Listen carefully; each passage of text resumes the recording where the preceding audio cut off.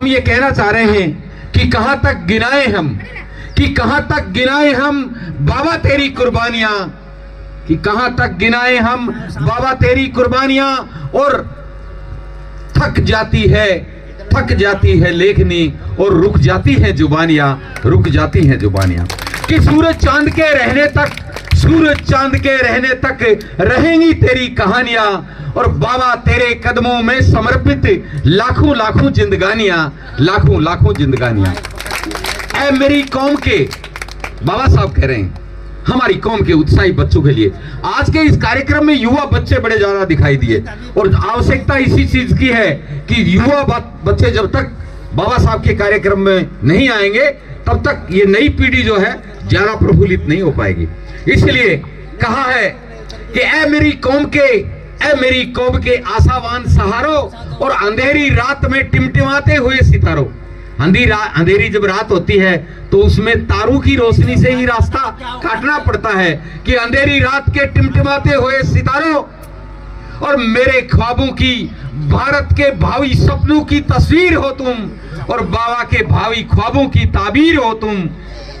इसी बात के लिए बाबा साहब ने कहा कि एक दिन बदल दो सारे भारत में फैला दो समता मैत्री भाईचारा, और जय भीम के नारों से गूंज उठे जग सारा।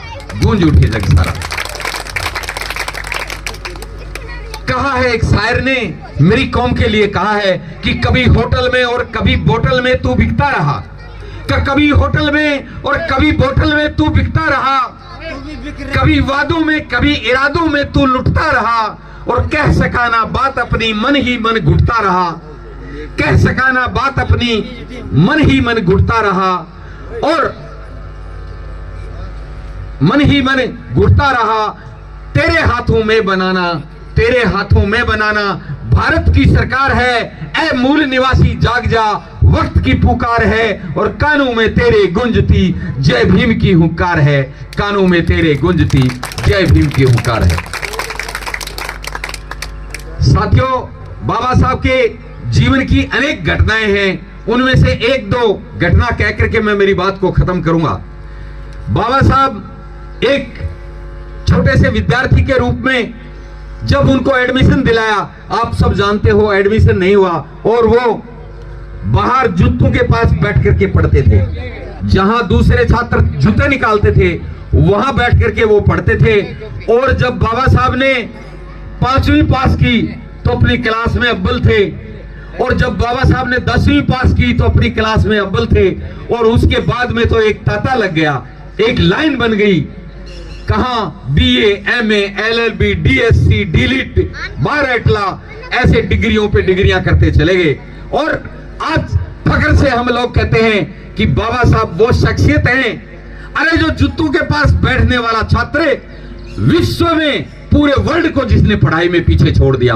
32 डिग्रियां पास की बाबा साहब ने, और इस कौम का नहीं, इस भारतवर्ष का, पूरे देश का गर्व से बाबा साहब ने नाम ऊंचा किया, पूरे विश्व में बाबा साहब ने नाम ऊंचा किया। तो बाबा साहब की पढ़ाई के अलावा कुछ 2-4 बातें ये कि सर्वप्रथम हम बाबा साहब को केवल हम SC ST का उद्धार के ना समझे। बाबा साहब ने पूरे जीवन में सारे समाज का भला किया, चाहे वो स्वर्ण जाति हो, चाहे OBC हो, चाहे SC ST हो। OBC के तो बाबा साहब जन्मदाता ही हैं। संविधान की धारा नंबर 340 में बाबा साहब ने ही OBC के जनक हैं। उन्होंने लिखा पिछड़े समाज का मैं उद्धार 340 के तहत कर रहा हूं, क्योंकि SC ST को रिजर्वेशन तो हमने दिलवा दिया है, लेकिन इस देश के अंदर कुछ पिछड़ी जातियां हैं, उन जातियों की सूची बनाई जाए और उनके आर्थिक विकास के लिए, उनकी उन्नति के लिए उनको रिजर्वेशन दिया जाए। तो बाबा साहब OBC के सबसे बड़े जनक हैं। और जनरल समाज के भी बाबा साहब बहुत बड़े उद्धारक हैं। जनरल समाज के उद्धारक होने का एक सबसे बड़ा कारण है महिलाओं का उद्धार करना। महिलाओं को जो बराबरी का हक दिया, वो चाहे ब्राह्मण, बनिया, राजपूत, किसी की भी लड़की बेटी हो, उनको भी बाबा साहब ने हक अधिकार दिया कि वो अपने पति की संपत्ति में हक अधिकार रख सकते हैं और अपने पिता की संपत्ति में से भी हक अधिकार ले सकते हैं।